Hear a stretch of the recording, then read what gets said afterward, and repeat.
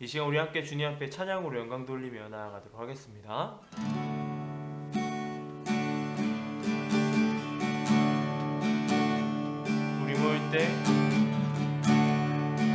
우리 모일 때 주 성령이 말이 우리 모일 때 주 이름 높이리 우리 마음 모아 주를 경배할 때 주님 축복하시리 주님 축복하시리 우리 모일 때 주 성령이 말이 우리 모일 때 주 성령이 말이 우리 모일 때 주 이름 높이리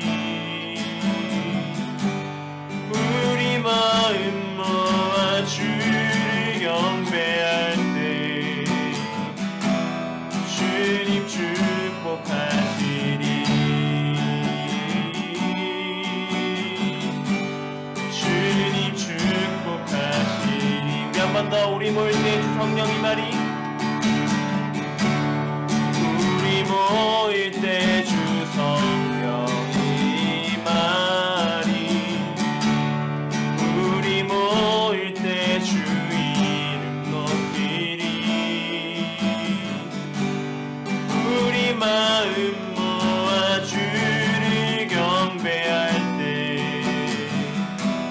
주님 축복하시리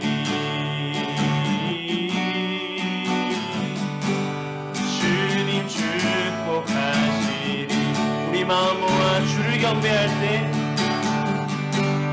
우리 마음 모아 주를 경배할 때 주님 축복하시리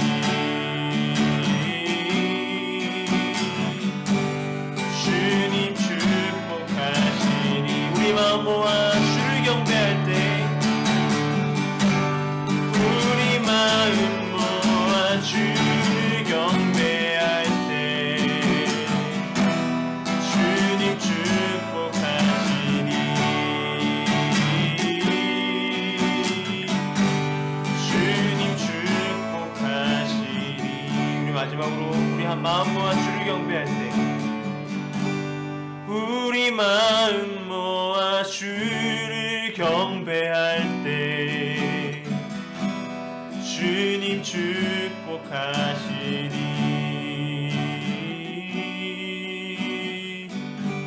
주님 축복하시리 아멘.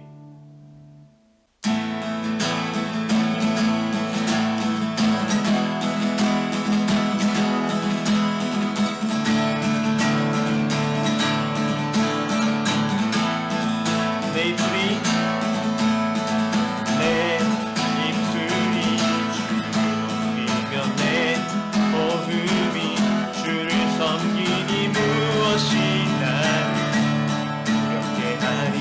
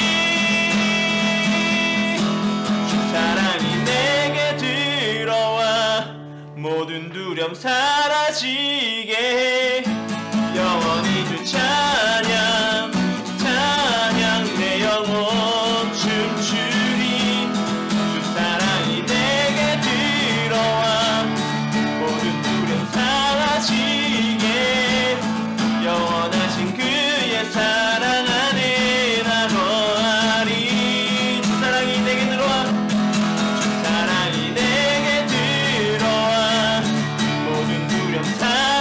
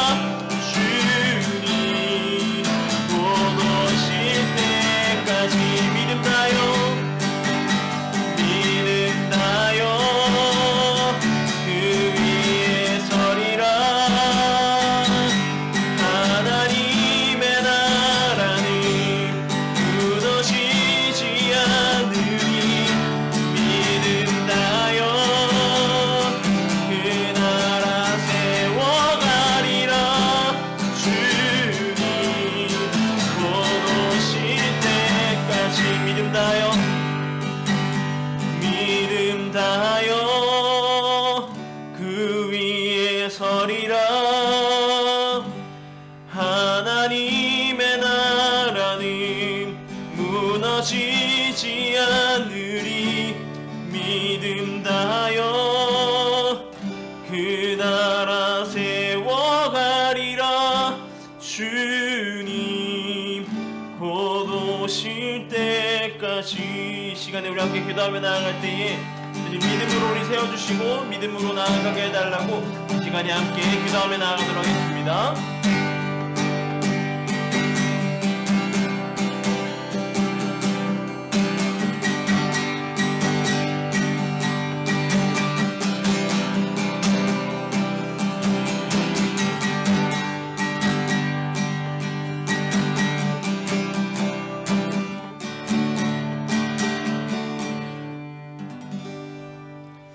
시간 함께 신앙 고백함으로 예배 가운데 나아가도록 하겠습니다. 나는 전능하신 아버지 하나님 천지의 창조주를 믿습니다. 나는 그의 유일하신 아들 우리 주 예수 그리스도를 믿습니다. 그는 성령으로 잉태되어 동정녀 마리아에게서 나시고 본디오 빌라도에게 고난을 받아 십자가에 못 박혀 죽으시고 장사된 지 사흘 만에 죽은 자 가운데서 다시 살아나셨으며 하늘에 오르시어 전능하신 아버지 하나님 우편에 앉아 계시다가 거기로부터 살아있는 자와 죽은 자를 심판하러 오십니다. 나는 성령을 믿으며 거룩한 공교회와 성도의 교제와 죄를 용서받는 것과 몸의 부활과 영생을 믿습니다. 아멘. 기도하겠습니다. 하나님 감사합니다. 이 시간 가운데 우리를 자리로 불러주셔서 예배의 자리로 주님의 말씀의 자리로 불러주시니 감사합니다. 이 시간 우리가 드리는 예배 가운데 함께하여 주시고 이 시간 우리의 고백 가운데 함께하여 주시옵소서. 우리의 찬양의 고백처럼 주님 믿음에 서게 하여 주시고 그 길 가운데에 주님의 인도하심을 따라 나아가는 삶 되게 하여 주시옵소서. 예배의 시종을 주님께 의탁하며 주님 함께 하여 주시옵소서. 감사합니다. 이 모든 것 우리 주 예수님의 이름으로 기도드립니다. 아멘. 오늘 함께 볼 말씀은 사사기의 말씀입니다. 사사기 6장 11절에서 16절까지의 말씀입니다. 사사기 6장 11절에서 16절까지의 말씀을 제가 봉독해 드리겠습니다. 여호와의 사자가 아비에셀 사람 요아스에게 속한 오브라에 이르러 상수리 나무 아래에 앉으니라. 마침 요아스의 아들 기드온이 미디안 사람에게 알리지 아니하려 하여 밀을 포도주 틀에서 타작하더니 여호와의 사자가 기드온에게 나타나 이르되 큰 용사여 여호와께서 너와 함께 계시도다 하매 기드온이 그에게 대답하되 오 나의 주여 여호와께서 우리와 함께 계시면 어찌하여 이 모든 일이 우리에게 일어났나이까. 또 우리의 조상들이 일찍이 우리에게 이르기를 여호와께서 우리를 애굽에서 올라오게 하신 것이 아니냐 한 그 모든 이적이 어디 있나이까. 이제 여호와께서 우리를 버리사 미디안의 손에 우리를 넘겨주셨나이다 하니 여호와께서 그를 향하여 이르시되 너는 가서 이 너의 힘으로 이스라엘을 미디안의 손에서 구원하라. 내가 너를 보낸 것이 아니냐 하시니라. 그러나 기드온이 그에게 대답하되 오 주여 내가 무엇으로 이스라엘을 구원하리이까. 보소서 나의 집은 므낫세 중 극히 약하고 나는 내 아버지 집에서 가장 작은 자니이다 하니 여호와께서 그에게 이르시되 내가 반드시 너와 함께하리니 내가 미디안 사람 치기를 한 사람 치듯 하리라 하시니라. 아멘. 여러분은 언제를 위기의 순간이라고 생각하십니까? 풍전등화와 같은 긴박한 상황, 힘들고 고난이 닥쳐오고 이런 것들은 우리를 힘들게 하죠. 하지만 위기의 순간이 어렵고 힘든 순간이라고 말할 수도 있지만 되돌아보면 우리가 그것들을 보게 되면 결코 그게 다가 아니다라는 걸 생각할 수 있습니다. 그 위기의 순간을 벗어나고자 해서 우리가 열심으로 달리게 됩니다. 열심히 일을 하기도 하고 무언가 다른 방향을 찾아보기도 하고 이 상황을 돌파하기 위해서 노력하게 되는 것이죠. 이 기간을 통해서 더욱더 강해지고 단단해지는 경우가 있습니다. 일본이 우리나라를 강제로 점령하고 난 다음에 우리나라가 힘들게 했던 그 기간 동안에 우리나라가 좌절하고 우리나라가 그 상황 가운데서 엎어져 있었던 것이 아니라 강해지기 위해서 철저하게 노력했던 것을 볼 수 있습니다. 우리가 말하는 진정한 위기의 순간은 다른 순간이 아니라 평화의 순간, 뭔가 아무런 일도 일어나지 않은 순간을 이야기합니다. 이해가 안 되죠? 우리나라 역사에서도 그러한 일들을 볼 수 있습니다. 고려 말에 이성계를 필두로 한 신진 사대부들이 정권을 장악하기 시작하였어요. 그래서 1392년에 조선이 건국이 됩니다. 이 조선 건국을 소재로 한 드라마도 많이 있죠. 긴박한 상황, 어려운 일들이 많이 생겼습니다. 고난이 닥쳐오기도 하고 역경을 견뎌내며 똘똘 뭉쳐서 이겨나갔어요. 그런 이후로 200년이 흐른 1592년에 어떤 일이 벌어지는지 아십니까? 이 일본이 쳐들어오면서 임진왜란이 발발합니다. 200년의 시간 동안 흐르는 동안 아주 평화롭고 아무 일도 없는 시기가 지속되었어요. 군대는 해이해지고 관리들은 또한 평화로움에 취해 있었습니다. 이런 상황이 조선시대에 펼쳐지고 있을 때 벌어진 일이 무엇이냐? 바로 임진왜란입니다. 오늘 본문에 속한 사사기는 사사들이 다른 말로 판관들의 시대라고 이야기하기도 합니다. 앞서서 이야기했던 조선시대와 같은 일들이 계속해서 반복적으로 일어났던 때예요.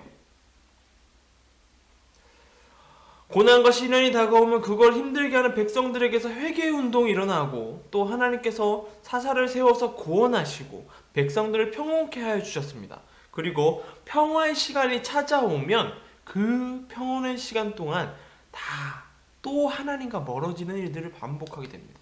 그것을 이렇게 볼 수 있어요. 계속 이러한 일들이 고난, 회개, 평화, 범죄 이런 일들이 계속해서 반복적으로 일어납니다. 이 고난의 시간에 찾아온 포로의 신분의 삶이 피폐해지면서 하나님을 찾고 회개해요. 이런 일이 계속해서 반복됐던 거예요.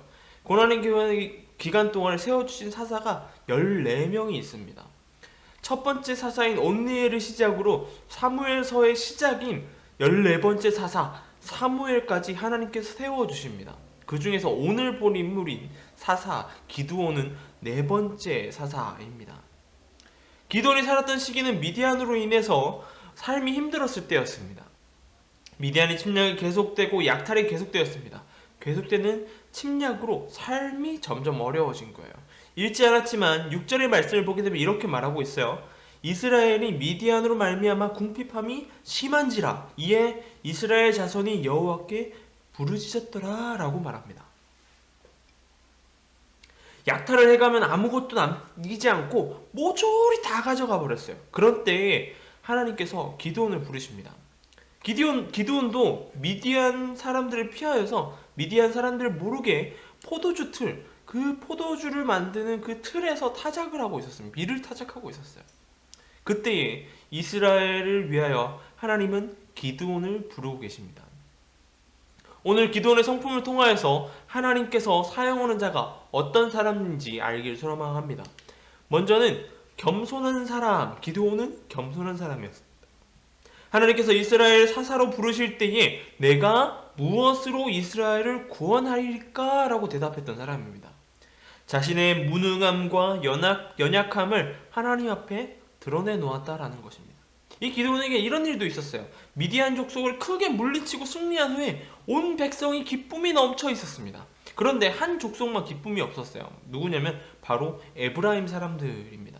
기드온에게 이렇게 따졌습니다. 내가 미디안이랑 싸우러 갈 때에 왜 우리를 부르지 않았느냐?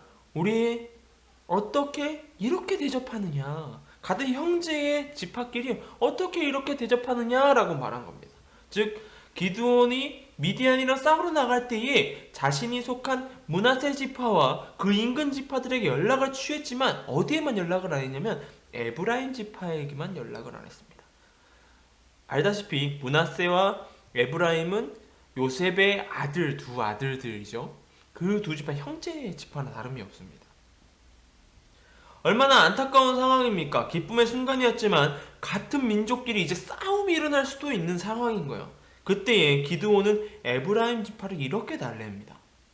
나의 이제 행한 일이 너희에게 한 것이 비교되겠느냐? 에브라임이 끝물 포도가 아비에셀, 이 기드온이 속한 족속이에요. 내 만물 포도보다 낫지 아니하냐? 나중에 미디안을 추격하여 큰 전과를 올린 에브라임 지파의 공적이 어찌 능히 나의 한 일에 비교되겠느냐? 정말 에브라임 지파는 대단하다라고 기드온이 이렇게 얘기했습니다. 기도원이 이렇게 자신을 죽이고 겸손한 자세, 겸손하게 사태를 수습함으로써 미디안 족속과의 전쟁이 발생하고 있었던 그 시기에, 그 종료되는 시점에 동족 간의 다툼이 일어나지 않았던 것입니다. 한편 사사 기드온의 시대가 아직도 뚜렷한 지도자가 하지 않았던 과도기적인 상황으로 시기적으로는 왕정 체제가 절실 필요에 요구되는 때였습니다. 그래서 이스라엘 백성들이 무엇을 요구하게 되냐면 자꾸 왕이 되어달라라고 요구합니다. 기드온을 왕으로 세우고자 한 거예요. 주변 세력의 침략에 대응하여 강력한 왕정 체제, 강력한 왕이 있는 그러한 체제를 만들고 싶었던 것입니다. 주변 세력이 계속해서 들어오는 것을 보면서 어찌 보면 기드온이 세워지는 게 현명했을지도 모릅니다. 하지만 이 같은 요구에 기드온은 이스라엘의 유일한 왕은 여호와이심을, 하나님이심을 고백하면서 왕의 자리를 단호히 거절합니다. 이처럼 기드온은 겸허한 사람이었어요. 우리가 참으로 하나님의 끝까지 겸손하게 주의 일을 행하는 사람들을 사용하십니다. 그리고 하나님께서 기뻐하세요. 우리는 이러한 말씀을 깊이 생각하고 알고 있어야 하는 것입니다. 다음으로 이 기드온은 신중한 사람이었습니다.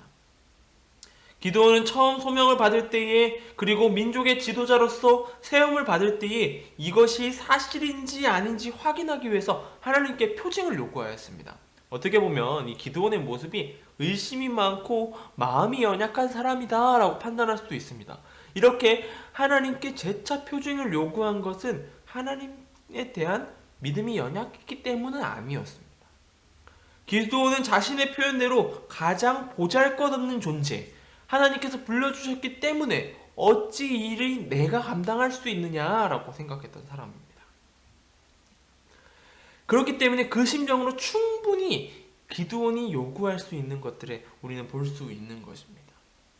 비록 처음에는 확신을 갖지 못하였지만, 하나님의 소명에 즉각 응답하지 못했지만 확신을 받은 후에 당면한 문제에 신중히 취급하고 하는 신앙의 모습, 표징을 요구한 것이 바로 그러한 모습입니다. 이 300명의 용사를 고를 때도 마찬가지요. 300명의 용사로 미디안 13만 5천 명을 치러 갈 때도 마찬가지입니다. 몇 대 몇인 줄 알아요? 1대 450입니다. 한 명이서 450명 정도를 감당해야 됩니다. 어떻게 신중하지 않을 수 있을까요? 이러한 기드온의 신중함과 철저함은 악한 영에 관영한 세상 속에 살아가야 되는 이 시대의 우리에게도 말해주는 바가 있습니다. 그게 바로 신중함입니다. 개인의 일은 물론이거니와 교회의 일, 그리고 우리가 세상 속에 살아가는 수많은 일들 가운데서 대충 해서는 안 됩니다. 준비를 소홀히 하거나 과거에 우리가 해왔던 대로 해가는 것도 바람직하지 않습니다. 예배를 준비하고 우리가 공부하고 세상을 살아가는 수많은 일품에서 우리는 최선을 다해서 나아가야 합니다. 그리고 생활 속에서 내가 선택하고 결정한 일들이 과연 하나님께서 보시는 하나님의 뜻과 합당한 것인지 늘 우리는 마음의 귀가 열려 있어야 하는 것입니다. 말 한마디, 행동 하나하나가 참으로 신중해야 된다라고 말하고 있는 것이죠. 기도와 말씀 속에서 늘 점검받을 수 있도록 자기 자신을 내어놓아야 하는 것이 우리가 가져야 될 모습입니다. 이렇게 하지 않으면 우리는 세상 속에서 경쟁력을 가질 수 없습니다. 현실 속에서 경쟁력을 갖지 못한다는 말은 제대로 쓰임받지 못한다라는 뜻이기도 합니다. 하나님께서는 준비된 사람을 부르시거나 부르신 후에 철저히 준비시킨다는 사실을 우리는 명심해야 할 것입니다. 마지막으로 사사 기드온은 믿음과 순종의 사람이었습니다. 하나님께서 기드온을 부르신 날 밤에 이렇게 명령하셨습니다. 내 아비의 7년 된 숫소를 취하고 내 아비에게 있는 발의 단을 헐며 단 곁에 아세라상을 찍고 성 위에서 하나님 여호와를 위하여 규례대로 단을 쌓고 내가 찍은 아세라상 나무로 숫소를 취하여 번제를 드리라 라고 말합니다. 그 밤에 기드온은 하나님의 명령대로 아비의 소유인 바알단을 회파하고 하나님께 번제를 올려드렸습니다. 다음날 아침에 성읍에서 사건의 전모를 파악하고 기드온을 잡아 죽이려고 하였습니다. 기드온의 아버지인 요아스가 어떤 기분이었을까요? 아마 이해가 되지 않았을 거예요. 기드온은 겸허하고 순종한 사람이었으나 하나님 말씀에 절대적으로 순종하는 사람임을 볼 수 있습니다. 바로 믿음의 사람인 것입니다. 기드온은 목숨을 걸어놓고 자신의 아비의 바알의 단을 헐고 우상을 찍어버렸던 것입니다. 결국 하나님께서 가장 큰 걸림돌이 될 수 있었던 그 아비 요아스의 마음을 움직여 기드온을 보호하게 해주셨습니다. 그리고 이를 계기로 기드온은 종교개혁을 일으키고 미디안과의 싸움에서 준비시키게 하셨던 것입니다. 미디안을 멸하기 위해서 기드온에 남겨진 용사는 단지 300명밖에 되지 않았습니다. 그러나 하나님께서 다 돌려보내시면 어떡합니까? 라고 반문하지 않았어요. 하나님께서 그 인원을 추출했을 때 300명은 남겨두신 것입니다. 저들이 가진 무기는 창칼이 아니었습니다.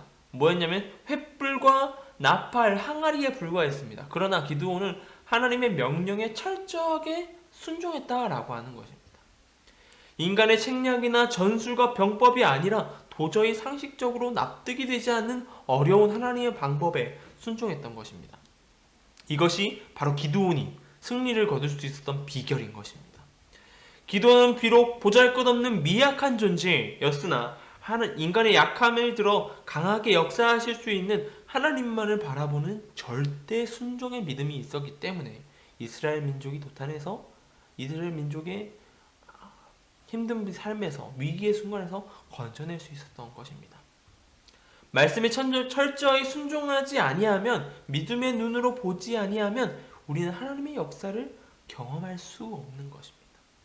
믿음의 눈으로 봐야 되는 거야. 우리의 이성의 눈으로 보면 말씀에 나오는 말씀 한 절 한 절이 아마 말이 안 된다라고 생각하게 될 겁니다. 우리는 이 말씀을 바라볼 때도 믿음의 눈을 들어야 하는 것입니다.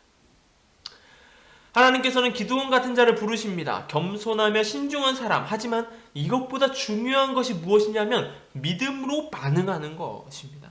믿음으로 순종하고 충성하는 것이 필요합니다. 세상은 성공하기 위해서 욕심을 부리라 라고 이야기합니다. 조금은 대충하고 빠르게 살아가라고 말하기도 합니다. 그리고 자기 자신을 믿으라 라고 말합니다.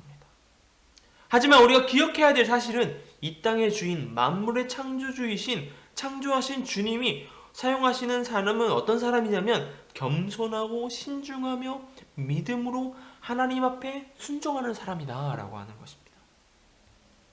여러분은 어떤 삶을 살아가고 계십니까? 믿음으로 살아가십니까?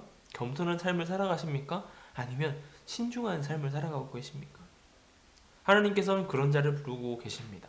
오늘 말씀 가운데 그러한 삶을 살아가기 위해서 그 지혜를 가지고 살아가는 저와 여러분 되기를 소망합니다. 기도하겠습니다. 하나님 감사합니다. 오늘 말씀 가운데에 주님, 우리 기드온의 모습을 보게 됩니다. 철저히 겸손하였고 그리고 신중하며 믿음으로 살아갔던 그 기드온의 모습을 보면서 주님, 우리가 그 모습을 본받아 살아가게 하여 주시옵소서. 세상에 어지럽고 힘든 위기의 순간들이 많이 있습니다. 그 순간 가운데에 우리가 알아야 될 사실은 무엇인지 깨닫게 하여 주시고 그것이 하나님 말씀대로 겸손과 신중함과 그리고 또한 믿음으로 순종하는 것을 깨닫게 하여 주시옵소서. 오늘의 삶 가운데 이 말씀을 깨달은 것처럼 일주일의 삶을 살아가게 하여 주시고 우리 평생의 삶 가운데 이 말씀을 기억하며 살아가게 하여 주시옵소서. 감사합니다. 이 모든 것 우리 주 예수님의 이름으로 기도드립니다. 아멘. 권고 말씀드리겠습니다. 전국적으로 코로나가 계속해서 늘어났다 줄어났다를 반복하고 있어요. 최근에 200명 가까이도 올라갔던 역사가 있죠. 그것들이 빨리 회복될 수 있도록 기도해 주시고 치료제가 나온다는 얘기도 있는데 그 치료제가 정말 제대로 된 치료제일 수 있도록 기도해 주시기 바라고, 또 아니라면 더 이제 연구되어서 더 좋은 치료제가 나올 수 있도록 기도해 주시기 바랍니다. 그리고 예배를 위해 기도해 주시기 바랍니다. 교회에선 예배를 계속 드립니다. 계속해서 온라인 예배도 함께 하니까 언제 어느 때든지 예배를 사모하고 예배를 드리기에 힘쓰는 저와 여러분 되기를 소망합니다. 이 시간 주기도문함으로 예배를 마치겠습니다. 하늘에 계신 우리 아버지, 아버지의 이름을 거룩하게 하시며 아버지의 나라가 오게 하시며 아버지의 뜻이 하늘에서와 같이 땅에서도 이루어지게 하소서. 오늘 우리에게 일용할 양식을 주시고 우리가 우리에게 잘못한 사람을 용서하여 준 것 같이 우리 죄를 용서하여 주시고 우리를 시험에 빠지지 않게 하시고 악에서 구하소서. 나라와 권능과 영광이 영원히 아버지의 것입니다. 아멘.